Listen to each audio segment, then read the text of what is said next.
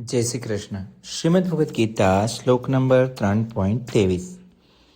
યદિ હિમ અહમ ન વર્તયેત જાતુ કર્મણિ અતંદ્રિતઃ મમ વર્ત્વમ અનુવર્તન્તે મનુષ્યાઃ પાર્થ સર્વસઃ.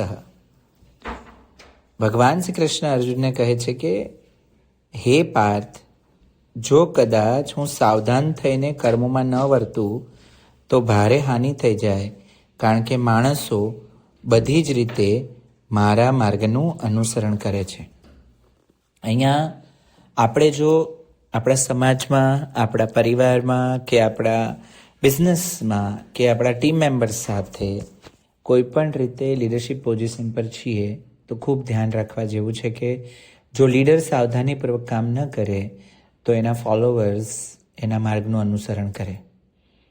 તો આપણે કહીએ કે આપણા પ્રાઇમ મિનિસ્ટર જો કોઈ ભૂલ કરે તો એની આખી ભૂલ ભારત દેશ માટે કેટલી નુકસાન કરતા થાય. કોઈક લીડર જ્યારે દિશા ચૂકી જાય ત્યારે આખું જ એમની સાથે રહેલું ટોળું પણ દિશા ચૂકી જાય છે. સો ઊંચા સ્થાન પર જે લોકો છે એ જ સમાજનું ભવિષ્ય નક્કી કરે છે.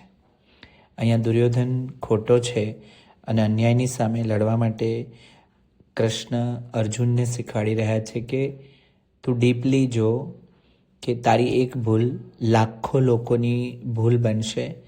તું જો આટલો કાવડ થઈશ, ગભરું થઈશ તો સમાજ પણ આવા જ રસ્તે ચાલશે કે હવે હું કંઈ નહીં કરું તો ચાલશે, તો સમાજ પણ કંઈ નહીં કરે તો ચાલશે એવું શીખી જશે.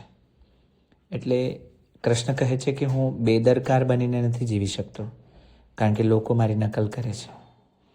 જો તમે પેરેન્ટ્સ છો, મેનેજર છો, ટીચર છો, એન્ટરપ્રિન્યોર છો કે કોચ છો તો તમારે સમજવું પડશે કે જાણતા કે અજાણતા લોકો તમારી પાસેથી શીખે છે અને તમારું સાયલેન્સ પણ તમારો મેસેજ છે, તમારું વર્તન પણ તમારો મેસેજ છે.